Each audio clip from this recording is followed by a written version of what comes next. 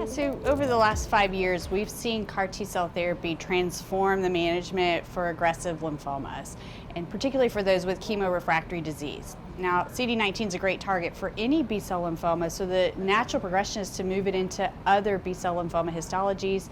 We saw that with axi-cel and ZUMA-5, and we saw it with Liso-cel and Elara. I think the challenge is, how do you define a population in follicular lymphoma that warrants more intensive therapy, such as CAR T-cell therapy, that's going to be associated with a heavy cost of delivery of that care, but also potential toxicity.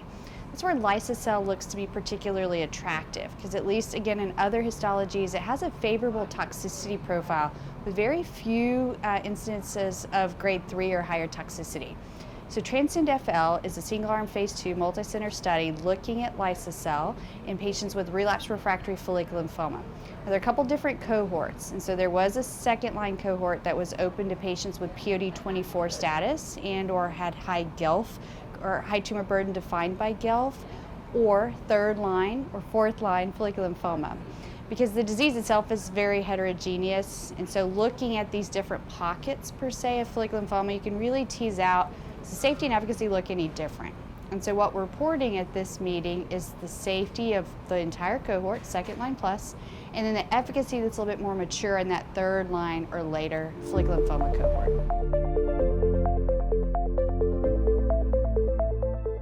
As we've seen in other cellular therapy studies, this tended to enroll patients that were young and fit with good performance status.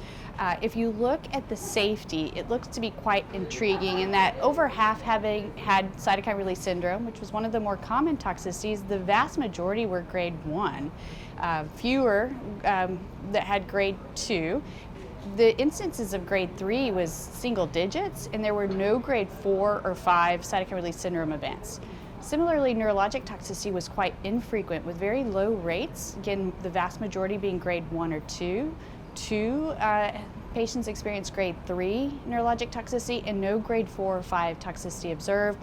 You do see about 20% of patients have cytopenias that extend beyond day 28, but the vast majority recover by day 90.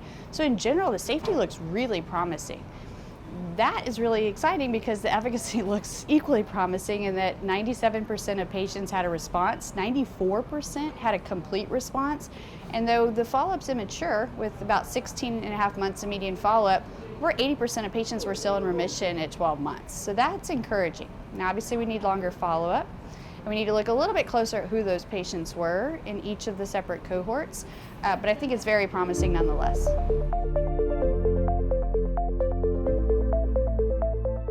I think in general, CAR T-cell therapy is underutilized given the promise that we see with efficacy. And it's probably going to be even more so in an indolent disease where patients have lots of different treatment options, and you're constantly weighing the efficacy with what's the impact on quality of life, is it accessible? And I think one of the advantages of Liso-cel with the toxicity profile is it probably lends itself to outpatient infusion quite well.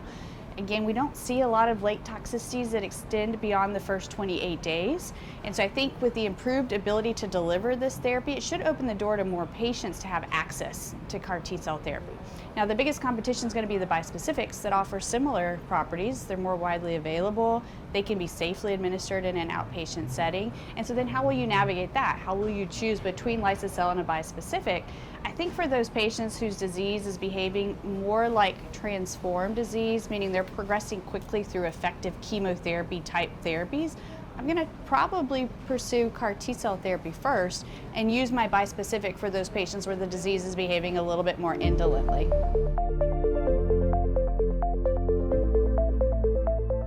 So we anticipate that the single-arm phase 2 study will lead to an FDA approval, just like we saw with axi-cel and Liso-cel.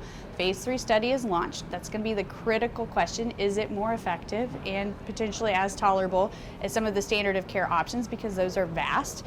And so we'll have to wait and see what those phase 3 studies look like. But in the meantime, I do think this will offer a very well tolerated and effective treatment strategy for those patients with poor risk or high risk disease. I think in general with follicular lymphoma, efficacy is always very promising, and so we're always going to be balancing that with what is the safety profile. And again, I do think Liso-cel offer some advantages in that arena.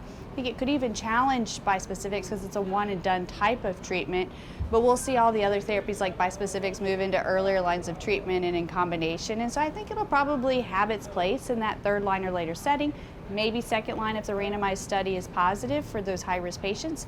So we'll have to eagerly await those results of those trials. I think in general, most people are going to struggle with where is CAR T going to fit into that treatment landscape. And so I've kind of highlighted some of the areas where I think that this is going to be a useful treatment.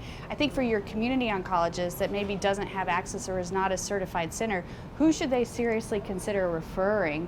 And again, I think it's those patients that are otherwise fit, they're relatively young, they're progressing through effective treatment quickly, meaning they've had at least one, probably 2 lines of chemoimmunotherapy and didn't get that 7-10-year remission that's expected.